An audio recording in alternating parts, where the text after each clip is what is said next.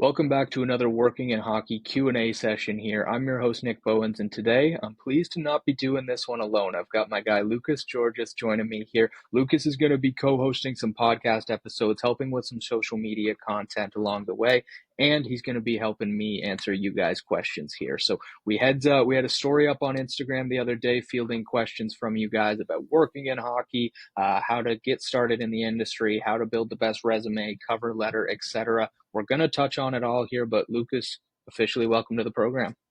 Yeah, I appreciate it. I'm happy to be here. And just growing up, wishing there was a resource like this when I was coming out of school, it's something that I definitely wanted to be involved in and really kind of help people find their way into the sporting space. So I'm happy to be kind of a more firm piece now.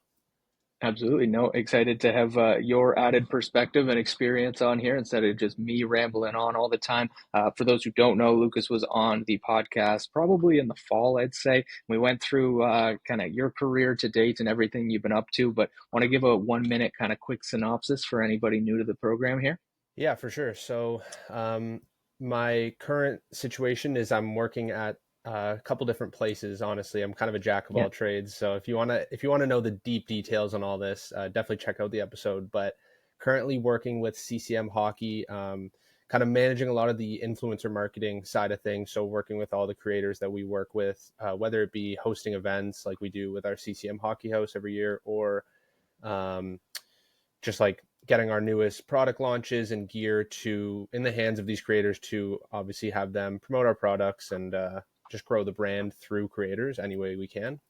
And then I also work at Rogers Sportsnet on the social team, doing it's a community manager role, so kind of doing a lot of the live highlights and clipping content throughout game nights and even games during the day. It's kind of based on shifts. It can be morning or night, and kind of whatever's on. You're kind of the finger on the pulse for them, all things sports. So those are my two main roles, and then I do some social media marketing on the side as well with myself. Perfect, perfect. No, I think that's a good overview. And yeah, like you said, guys, jack of all trades, lots of different experiences through hockey from smaller companies, bigger companies. Again, check out the podcast episode that we did some many months ago, who knows, but it's on the channel here and we'll have it linked on socials. But it's going to be awesome to have your perspective here as well, Lukas, on some of these. So we got a list of questions from you guys here, overwhelming the number of submissions. It was around 110 total here. So tried to group them together, clump them together based off some of the trends or more frequent questions. All right, question number one for this week's Q&A. What are the best ways to network within hockey? Lukas, everybody's heard me ramble about this before. What's your take on this? What are the best ways to network within the game of hockey?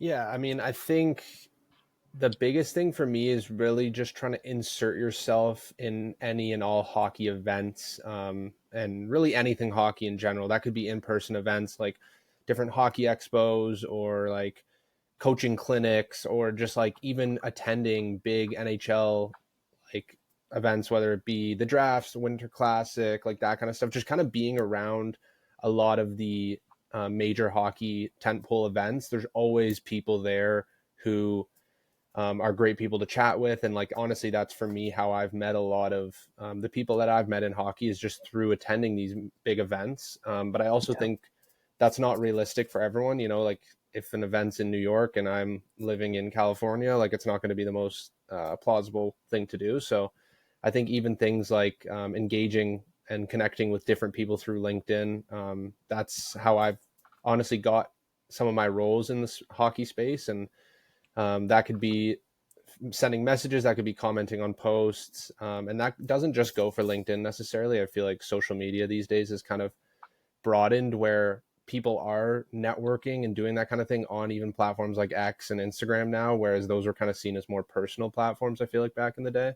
So yeah, those are the two main things that I would say. I don't know if you have any other things that you want to touch on. No, 100%. I think those are the two that I kind of touch on a lot as well. Like you said, the in-person events, it's so easy to talk to somebody about hockey at a hockey event. Like we always Yeah. make the joke of, if you're going to a bar, maybe you'll talk to somebody, maybe you won't. Maybe you have the same interests, person you're sitting beside, having a beer, whatever, maybe you don't. But at a hockey event, you're there for hockey, everybody's going to be talking to you. So it's being in that environment just makes it so much easier to have those icebreaker introductions, things like that. And then the social media point as well, 100%. And again, everybody's heard me say this before, but post on social media, engage on social media, interact on social media. If you are doing cool shit, you got to put it out there. The number of people that I've met through hockey, similar to you said, of just reaching out, seeing their stuff, and being like, "Yo, Lucas, this is cool what you did here," and then you start talking from that, or "Hey, man, this graphic's amazing. Like, how'd you learn how to do that, or who's this for?" Any kind of conversation like that, if you can just put your stuff out there, people will take notice of it. Does it happen overnight? Not always, but that's what networking is. It's getting those at bats and getting those reps to get your name out there. And like our buddy Johnny Lazarus said on one of the first episodes here, it's not who you know, it's who knows you. Yeah. And that's what social media and these events are all about, right? Yeah, and I think for me, like that's a perfect example is Johnny actually because um, not to pump his tires too hard here, but the way Please we don't. met was he actually reached out to me. I was working for a hockey page back in the day, and he reached out to me and mentioned that he had just finished playing hockey and he was trying to get into the space. And like since then, like if I look back on that now, we've not only just become like great like friends, but we do a lot of different business stuff together and attend a lot of events together. So stuff like that, like if he didn't reach out, like I may never have met him. So I think that's a great thing. And then even to touch on in-person events, like that's how I got connected with CCM is I actually attended their hockey house in Toronto, and I hadn't done any work with them or anything. And that's how I met Robert Zering, who is the vice president of marketing at CCM. So like I just attended that as a fan wanting to like check everything out and see everything, and those are the kind of relationships that you can make, and it's really launched me into a cool role at CCM. So yeah. 100%, 100%. But I think that's as good as we can give for that question. On to the next question here. We got this one a ton, and I know everybody is interested in working in hockey ops or being a GM, being a scout. So we'll do the best that we can to answer this one here. But the question across the board: how do you become an agent, a scout, a GM, or work in hockey ops? Loaded question, tricky question, definitely the most competitive avenue within the game of hockey. I think everybody in every sport wants to work on the sports side of it instead of the business side, at least initially or growing up. When we went to school, it was all about Kyle Dubas, Brock. He became the Leafs GM. You can do it too. It's going to be harder than that, right? I know they had some great marketing materials. I fell for it. You fell for it. We all fell for it, but it's going to be harder than they make it out to seem. Does that mean it's impossible? No. For me, I want your take here on it, Lucas, but for me to get involved with scouting, hockey ops, being a GM, it all starts at the grassroots level. Nobody's going to make it to the Leafs GM role right away. You got to put your reps in with your local junior B team, with your local AAA team. Maybe it's the high school hockey team. You start helping the coaches, or you track shots, or you get analytics there. So it all kind of ties into networking because it's getting around the game and proving that you can do these things at the lower level. But for me, getting into these roles is all about getting started at the grassroots level. What do you think about that question? Yeah, I mean, I would say the exact same thing. And like the thing that I learned, even like for someone like Dubas, is like you don't see the kind of time and hours that he put in before getting into that role, right? Is like all you're shown is like he went to Brock and now he's the Leafs GM, but you don't see that he worked with his local like Sioux Greyhounds team, I believe it was. He was some team in the OHL, and I think even before he got to university, so he had already started kind of planting those seeds a while before he was even in school, and that allowed him. And this is something I talked about on my episode is like really getting ahead and like getting that experience early, whereas a lot of people wait and get that when they're done school or maybe in their last year doing in a specific internship or whatnot. But someone like that who's been so successful now to be a general manager of two different NHL teams, like he was really working on it early, and by the time he got out of school, it's like he's eligible for these higher tier roles because of that work that he put in initially. So I think that's kind of what I would say is really just try and get that experience at the grassroots level early, and as early as you can, whether that be your local junior B team, doing whatever you can there, or really whatever opportunity presents itself kind of around your area. Um, those would be kind of the biggest things for me. I would also say don't close your mind to opportunities in other areas of sports Yep. too, because for me, going to Brock, like that was one of the things I wanted to do. But once you really start to learn about different roles in the space and like how there's so many different avenues, not just obviously in hockey, but in sports, but in hockey specifically, there's just so many different ways and roles at teams and things like that, where if you're closed minded, you won't see that. So just being open to other opportunities that present themselves, because you may think this is what you want now, but then you may see another role that you didn't know existed and be like, that's kind of actually more suited for what I'd like to do. So Yeah, very well said. Very well said. And I think I think a lot of times we get so locked in on this is the exact role that I want to be that we kind of get tunnel vision and we don't look at those other avenues. I say it all the time on here, guys. Teams love seeing teams on resumes. So that doesn't mean you had to be the GM at the junior B level and now you're applying for the NHL team. Maybe you were a ticket salesman and then you worked in marketing with an OHL team and now you're applying for the NHL team. They love seeing teams. They love seeing experience in sports. It doesn't always have to be the head of hockey ops or the general manager role or whatever that end goal is. That doesn't always need to be the stepping stone along the way. The next question that we had here, a little bit more on the job application side of things. Any recommendations on how to make a cover letter stand out? I see cover letters all the time at my day job here. We've got, I think it's 130,000 resumes in our company applicant system right now. So I've seen a million cover letters. I've got my thoughts on this, but Lucas, what do you think? When somebody's applying to the job, how do you make the resume or cover letter stand out? yeah, I mean, I think really any way you can personalize it, and this could be like doing your research on who, like some jobs you won't be able to find it, but if you know who the person hiring is, maybe addressing your cover letter to that person just to show that you not only like are obviously very interested in the role, but you've done the work. You're not just throwing the same like resume that can be sent or cover letter that can be sent to anyone. You're taking the time to really personalize it, and because that just shows that you're really valuing this role and wanting that role, maybe more than the person who wants it, but they just kind of throw the resume in the hat kind of thing. Um, and then really, I think the cover letter specifically is something that you really want to start with, like something engaging or like a hook to really get the Yeah, attention of the person reading it. Because if your first line is super generic and super boring and just sounds like every other resume, then it's easy to put that to the side, then start looking at the new one. But if it's something that really grabs the attention of the reader, then that can really go a long way. And I think that is more so in a sense of, depending on what job you're applying for, finding a way that you can start off that cover letter with something that relates to the job and relates to your experience, or how kind of much you want it in a sense. totally agree. And I think one good piece of advice that I was given on cover letters, and I try to share with people all the time, is don't tell me why you want the job. Tell me why you'd be good for the job. And Yeah. I think sometimes people lose that element or touch in sports. We get so caught up in we want to work for the Leafs because we're a fan of the Leafs or whatever it is, right? We play that fan angle a little bit too much. I would absolutely love to come work for your team at MLSC. Blah, blah, blah, blah, blah. Spin that to more of a, I think I would be a great fit for your team at MLSC because of this experience, this experience. I have this passion for sports and I've been around the game for X number of years. We can't approach these things from the fan angle, even though a lot of times we are fans of the team, the sport, whatever it may be. So that's one piece that I would add there.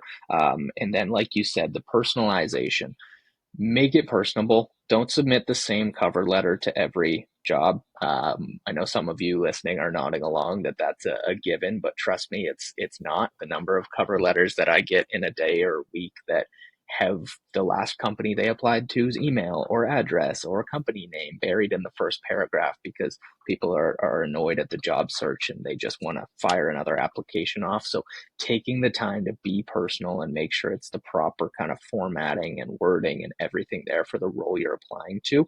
And also, like you said, if you can find that person online, email it to them too.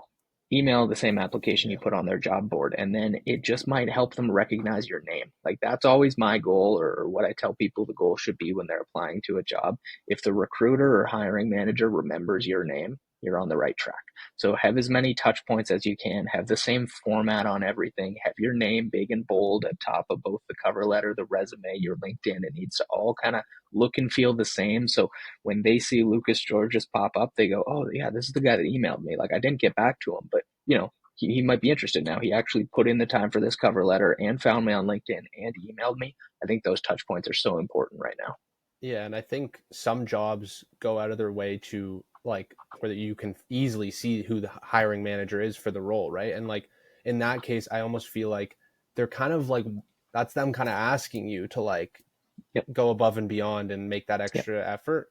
Obviously, like if you can't find who it is, then that is what it is. But if they're going as far as on LinkedIn showing who it is, and even LinkedIn I think has a button where it's like reach out to the hiring manager for this role, then definitely go that extra step, because as dumb as it sounds, not everyone will. And even if you're in a group of people who will, that already kind of maybe makes you pass that first cut of names that they're not going to look at. So yeah, I think that's some great pieces of advice for sure.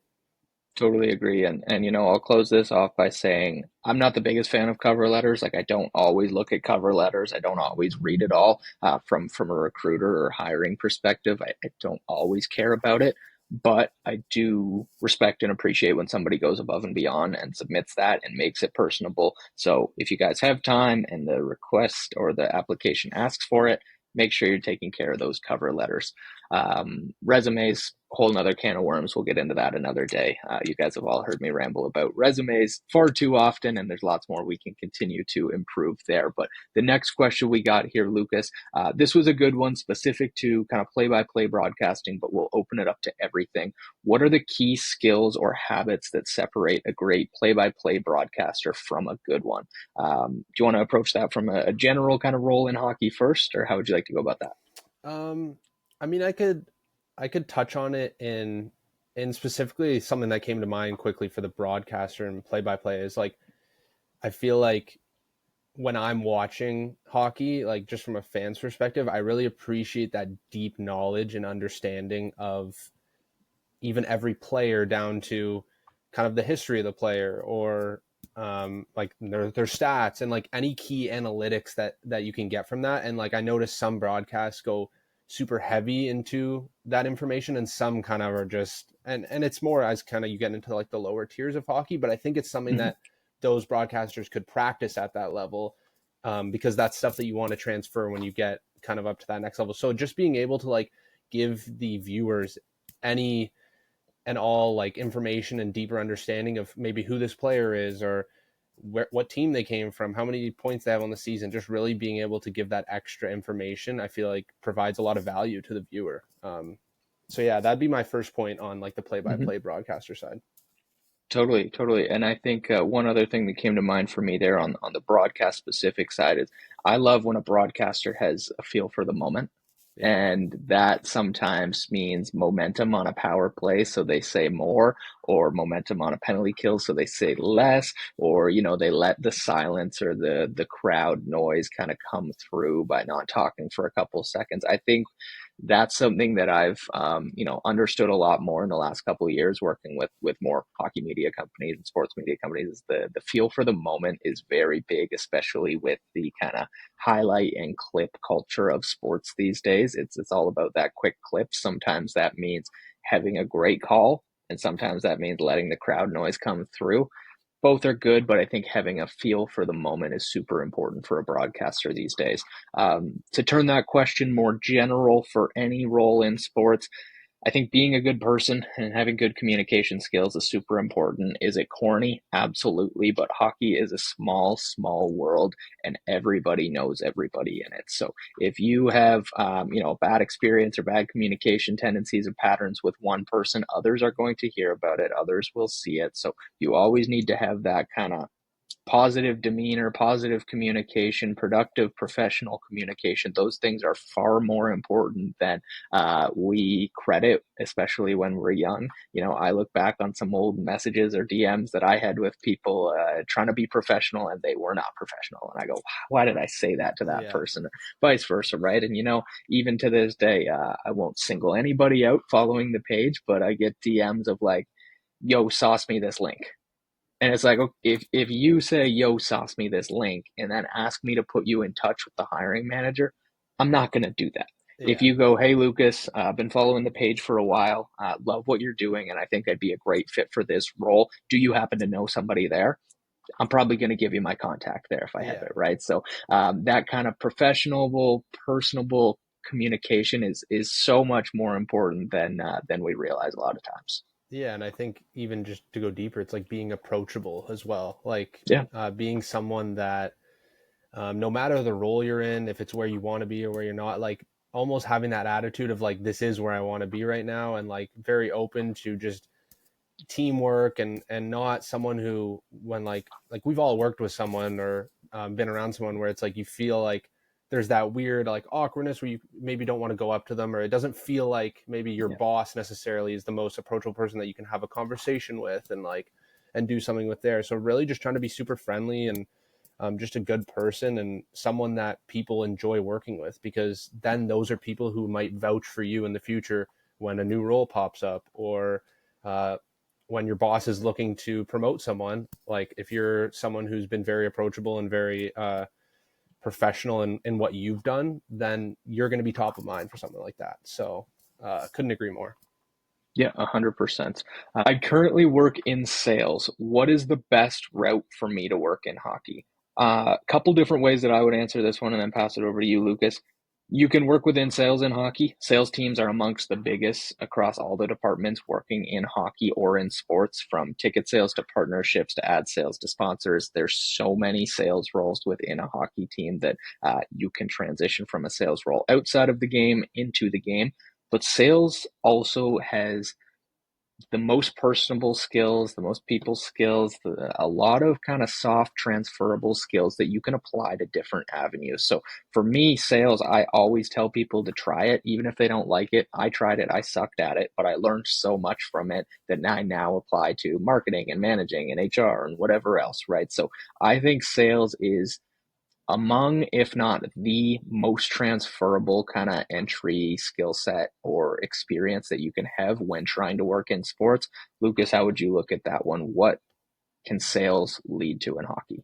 Yeah, I think not to completely double down on what you said on terms of like the sales within hockey too, but like I remember coming out of school, ticket sales with teams was like one of the most Yeah, like there was the most opportunities. I feel like whether it be with like a team like the Leafs and MLSE, or even down to your local OHL team or whatever it may be. I feel like ticket sales is really such a great entry into the game, and you can use your skills to then, like, let's say you're like this question, you're working in sales and maybe another industry, you transfer that to working in sales and hockey, but then you're in the hockey space, so now you're getting some of those hockey specific skills as well, having worked with an organization at that point, which then it's so much easier to transfer to another role within the organization or go to another team, um, because you have that experience within the industry now. So I think that would be probably the best entry point, is getting into that sales scene within hockey. But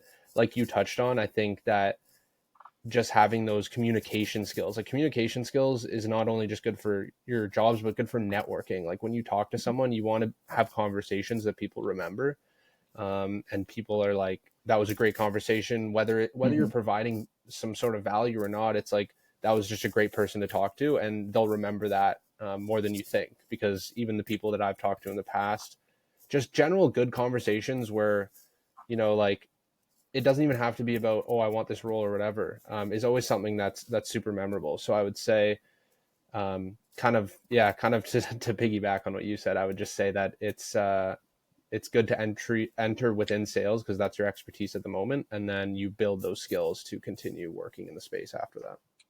Yeah, and if you are looking to shift from tech sales or medical sales or whatever it may be into hockey sales, you have a lot of those soft skills. Make sure you pick up those hard skills or the platforms, etc., right? Maybe you both use HubSpot. Perfect. Make sure that screams out on your resume and your cover letter that you have 5 years experience with HubSpot, and you've, prospected with LinkedIn Sales Navigator and Zoom Info and a bit of Apollo and whatever else that you see teams using. Make sure that you have kind of hands-on experience with that as well. Because if you can check off the hard skills and the soft skills, you can transfer in and out of hockey, football, any sport you want based off the experiences that you have there.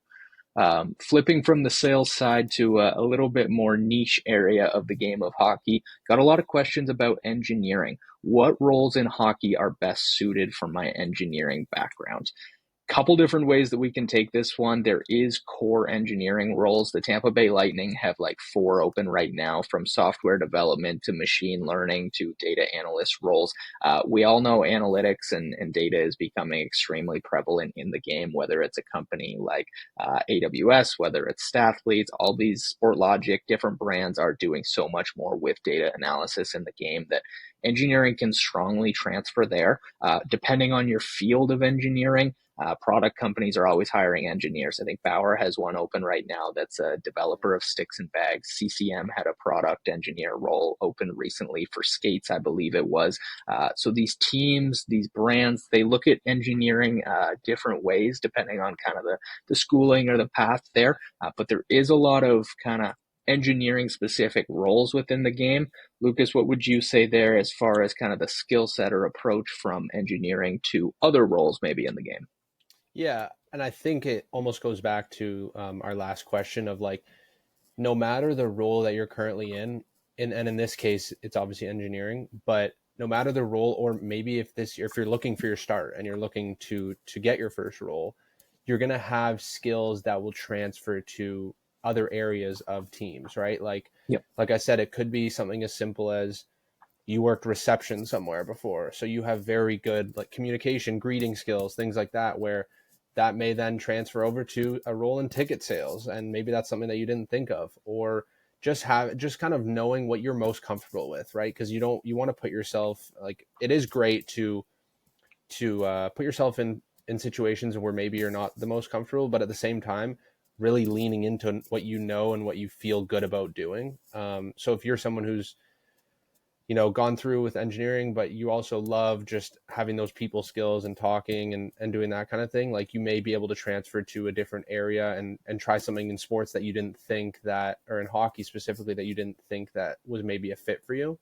So I know Nick touched on kind of like the roles that may be best suited, but there's also the avenue of looking at different areas other than engineering that may fit Yeah. what you enjoy, even because you want to do something that you enjoy, because the saying is, then you never work a day in your life, right? So um yeah, that would be my kind of thoughts on like taking what skills you currently have, and maybe if it's not something within engineering, and that could be a start where you could then transfer into something that is engineering later down Yeah. the line.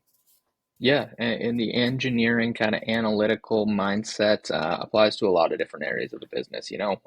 Finance is different than engineering, but they use a lot of the same parts of the brain and different experiences. There's a business strategy analyst role open with the Bruins right now. If you love that kind of strategy and analysis that you've picked up through engineering, you can transfer to that. And again, like Lukas said, it's not exactly apples to apples, but sometimes apples to oranges makes a good fruit salad. Next question that we've got here: what are some of the best entry level jobs in hockey? Lukas, I think that means kind of what gives you the best exposure, the most experience. I know we talked on your podcast episode about the benefits of working in a smaller company. I definitely stand by that. But what other kind of areas or things would you touch on for the best entry level jobs in hockey? Yeah, so like you said, we touched on kind of my experience with that. I took an internship, unpaid internship actually, and that was an area for me with a small business, and that was an area for me to touch all facets of kind of like a hockey brand. I was doing social, I was doing anything from packing orders, I was kind of creating new merchandise designs. So if there is those opportunities, those are always amazing, but they are hard to come by.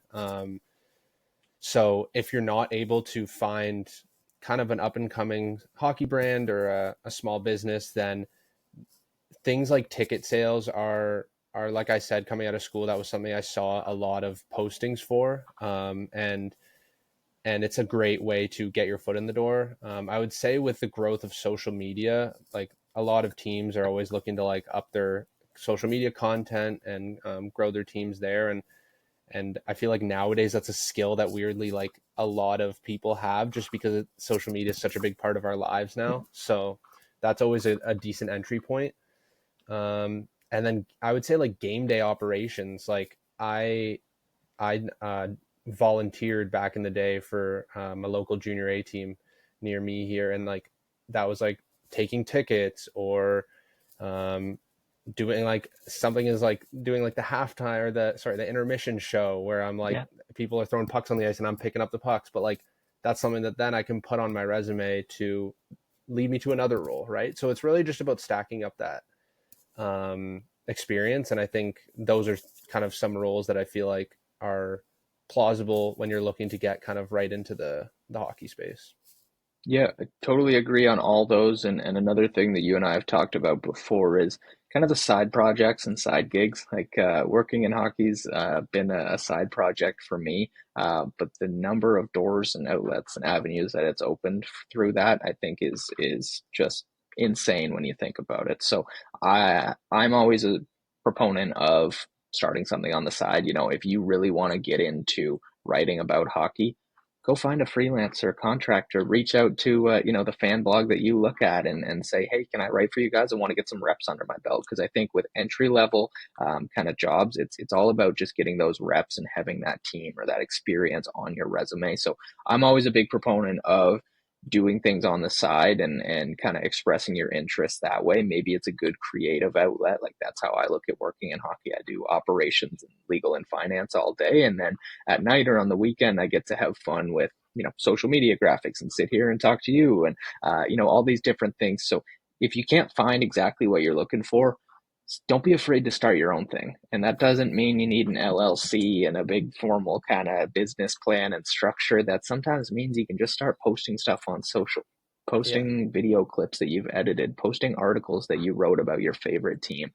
Go, like you said, go volunteer for your local junior teams and just pick up those little experiences. So I know that some look at that as not an entry level job or entry level kind of normal pathway into the business, but creating things yourself oftentimes can get you more experience and kind of broader experience than those entry roles can.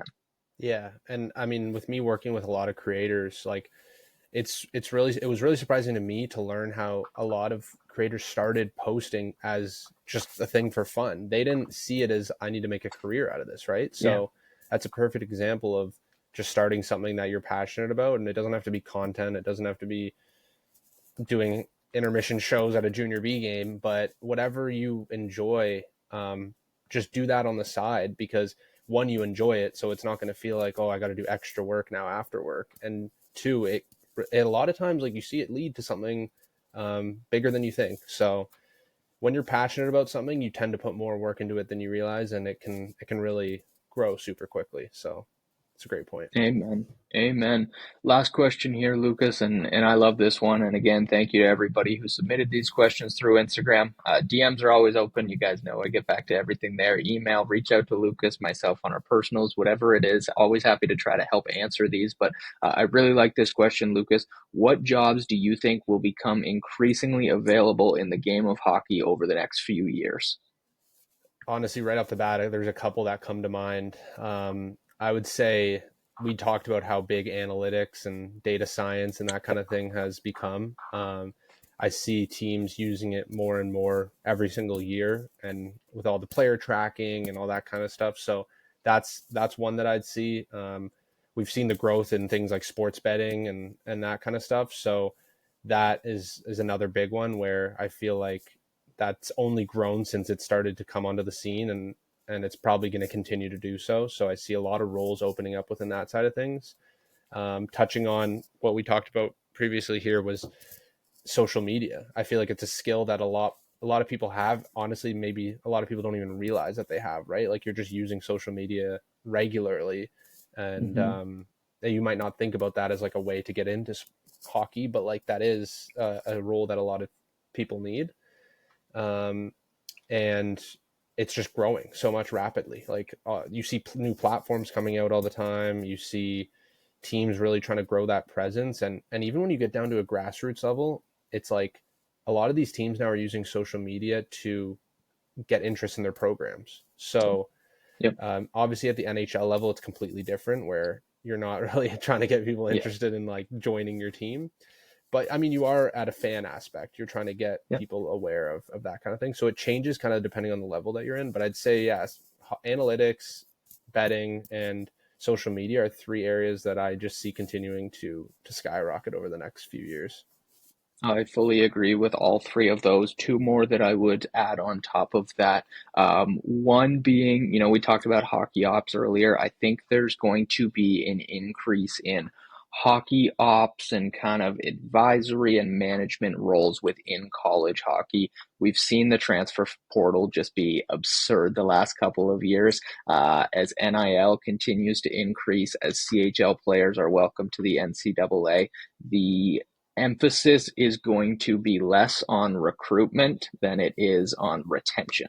Obviously, they're still going to have to recruit guys and convince them to come to their program and everything like that. But teams are going to start focusing more on retaining the talent once they get them there. Too many star college players are leaving after 1 year. Teams are starting to realize that. The University of Michigan had a cool role of this open, probably in the fall, which is just going to be focused on making sure the players are happy, making sure they're enjoying the program, coaches working well with them, they're enjoying their schoolwork, and retaining them in the program. So I think every college team is going to start adding a role or two that can kind of help be a liaison between the program and the guys on the team, guys and girls in the program there. I think that's going to be an area that grows over the next couple of years and is a good way if you're currently a college student at a school that has a hockey team. That's a good way to kind of get your foot in the door, potentially working with some teams on that. The second area that I would touch on, I'll use kind of health as a general buzzword. I think we've seen a lot of the performance training and kind of body maintenance boom over the last couple of years. We've seen some more on the nutrition side of things, obviously the mental health and kind of therapy side of things as well. So I'm not sure what the next niche is within healthcare that will really resonate with pro athletes. But I think there's just going to be an increased amount of people with smaller businesses, smaller practices working with NHL, AHL, OHL, whatever players on the healthcare front.